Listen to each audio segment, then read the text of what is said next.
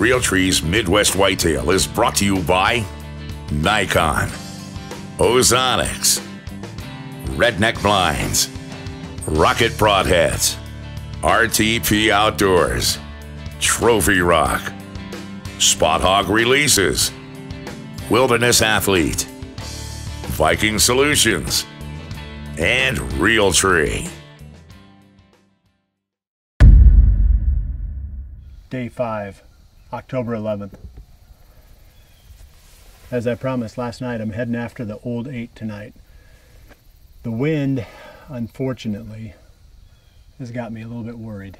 It's supposed to be north-northeast.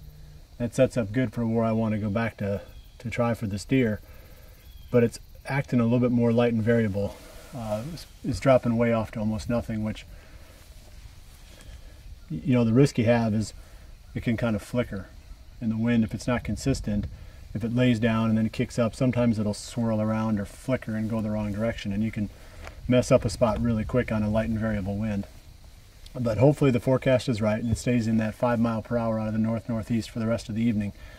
I haven't sat in the stand that I'm going to since I think it was like the 3rd of November 2012, and that's the night that I killed the double G4 buck back on this ridge.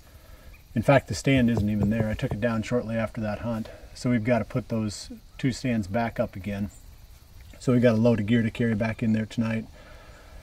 This is the ridge where that old 8 was showing up right at the fringes of daylight. And as I mentioned in the main show on Monday, I think he's living out on the end of this point in this big block of timber. We're going to be on the south side of that wooded point. So we're on the ridge side, and when we put the trail camera out over that field of green beans, we would have been off the north side, down on the valley side of the point. That's the plan. It's always fun to go into a new spot that you haven't hunted yet that season, and the element of surprise is always a big advantage that you've got. So we definitely have the element of surprise this evening, and it should be interesting to see what comes out. Finally got these 2 tree stands up in this tree, and first thing I thought of when I got everything set was there's no possible way we're going to kill that buck from this tree. So that's not exactly the power of positive thinking, but you know, we're gonna need some pure luck to get that deer to come down this side of the ridge. Probably need a lot of luck just to get him to come out here in the first place. But if we're really serious about killing that old buck on this ridge, we're probably gonna have to roll one of those redneck blinds out next to that Big N Beasty plot and hunt out of the blind. It's too much of a crapshoot when you pick one tree for an evening hunt on the edge of a feeding area like this, especially when you know where the deer is ultimately going to end up. It's going to be down there at that food.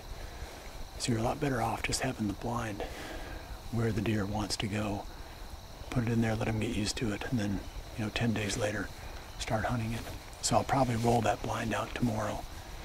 We'll keep our eye out in that direction. That's where I think that old buck is bedded. Hopefully he'll come out and walk down our side of the ridge.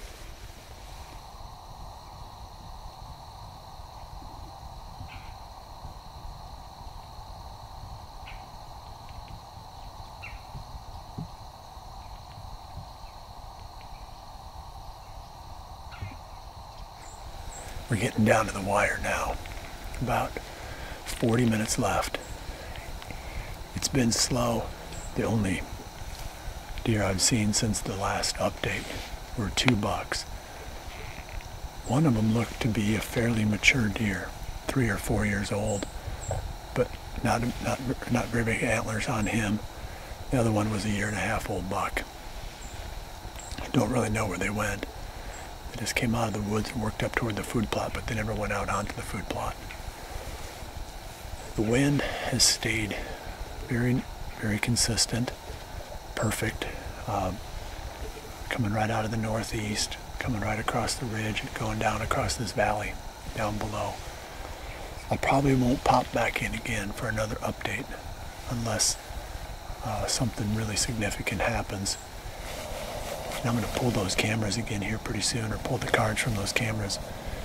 And I've got to get a couple more out. That's going to be a big task now. I need to find, I probably only ran cameras on about half the farm.